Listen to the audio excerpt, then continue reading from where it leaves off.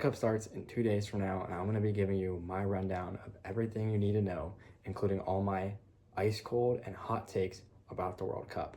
So first, there's a new format this year, 48 teams. Usually it's 32, so there's going to be a lot more games. There's going to be a round of 32, round of 16, quarterfinal, semifinal, final. There's a lot more groups. There's more group stage games. A lot of nations that don't really get the chance to qualify have qualified. For example, you have Cape Verde, you have Curacao, a lot of these small countries, Haiti too, which is really exciting. It's going to be hosted by the US, Mexico, and Canada. It's one of the first times that it's hosted by 3 countries.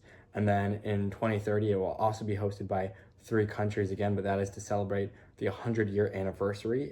There will be a couple games in Uruguay, Argentina, and Brazil to celebrate the 100-year anniversary of the World Cup, which started in 1930. So a rundown of the World Cup. So obviously, the powerhouse teams, the best teams, the strongest lineups, I'd say are Germany, England, France, Brazil, Spain, Portugal. Spain has one of the best midfields and attacks in a long time. Their powerhouse is Pedri. They have Olmo. They have Ferran Torres. They have Lamine Yamal. They have Nico Williams. They don't really have like a true striker, but they don't really need that. And also they have one of the greatest goalkeeping situations. They have David Raya from Arsenal, who is a 3-time Golden Glove winner and a Prem winner this season. You have Juan Garcia, who used to be on RCD Espanyol and is now on Barcelona and won the Golden Glove for La Liga and also won La Liga. And then you have Unai Simon. And in the past, Unai Simon has usually been the favorite because Luis de la Fuente loves Simon. But I think David Raya is finally getting the nod, as he should. He's the best goalkeeper in world football right now. I don't even think that's a hot take. He just is the best goalkeeper in world football. No one is as good as him. Then I think the best midfield trio in right now, I mean, you can argue all you want. You can throw in England's trio. I think England has a fantastic trio. They have Bellingham, they have Rice, they have Henderson, who's out of his prime, but he's still a solid player on the national level. You have players, you have Morgan Rogers that you could slot in there for the midfield. But I think the best midfield is Portugal. So they have Bruno Fernandes, who's coming off one of the greatest Premier League seasons for a center midfielder that we've ever seen. He broke the assist record, which is unbelievable. And then you have the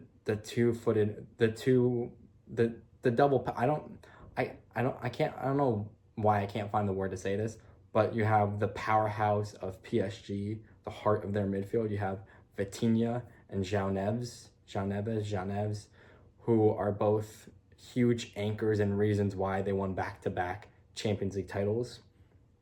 So I think they have the best midfield trio out of any of the teams. I mean, I didn't talk about them as a powerhouse, but the Netherlands also has a really strong trio. They have Tijani Reinders from Man City, who's been really solid this season. Of course, Frankie de Jong, Barca, he's great. He's phenomenal. Speaking of Barca, Brazil has players like Rafinha. There's a lot of strong players in this tournament. You can't forget France's firepower. They have the best wingers in football, and they have one of the best attackers. They have Mbappe. They have Mateta as a backup. They have Thuram as a backup striker. They have Barcola, Doué, Dembele. They have endless amounts of these players. But I just think, from what I've seen, I don't think France is going to win because I love Didier Deschamps, and he won them the 2018 trophy. That was one of the best. That was incredible. I just don't think he's that guy anymore. And I think France has shown in the last World Cup and the Euros, not more so the Euros, because the last World Cup, I mean, Mbappe had a hat trick. Like, you can't play a better game than that in football.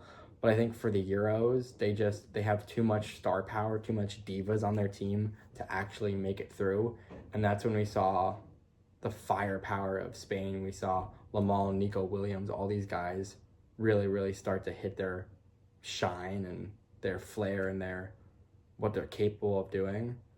So I think those are a lot of things to look out for. The U.S., I don't really think they're going to go that far. I mean, for me, the goalkeeping situation for the U.S. is not ideal. Matt Freese is all right. Like, he's a solid keeper. Turner, he's never been good in Europe. He was all right for Arsenal, never really got his footing at Forest. Now he's back in the MLS with the New England Revolution. I just don't think they have the answer at keeper. I like what Poch has been doing with Serginho Dest. I love having him play right wing back or right winger. I think that's brilliant because he's not the strongest defensively, but he's really good at crossing and he has a lot of pace. So I think you pair that with Weah and then you put Haji Wright in the middle or Balogun. I think we have a lot of players that have promise and I think we have a solid lineup. I just don't think that we can win it.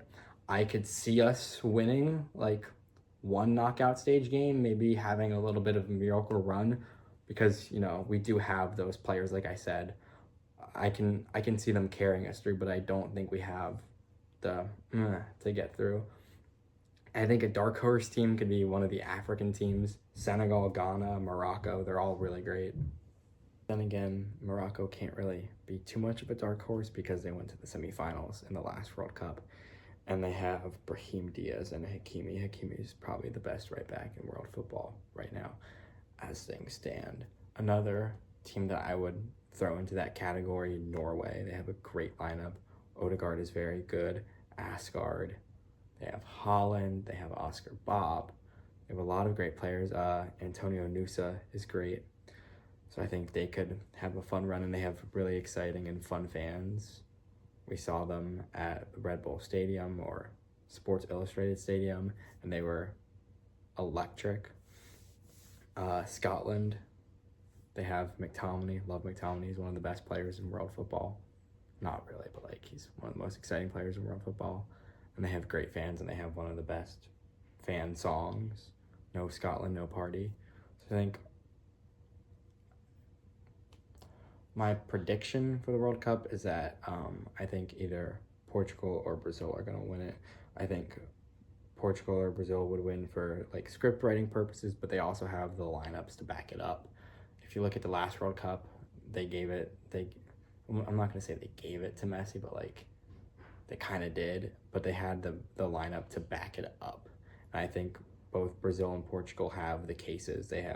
Portugal has Ronaldo in his last World Cup. Brazil has Neymar in his last World Cup. I think those are two players that deserve to win the trophy. And both teams have the lineups to back it up. I mean, Brazil has Vini, who is one of my least favorite players, but he's talented, and they have Rafinha. So that's who I think is going to win.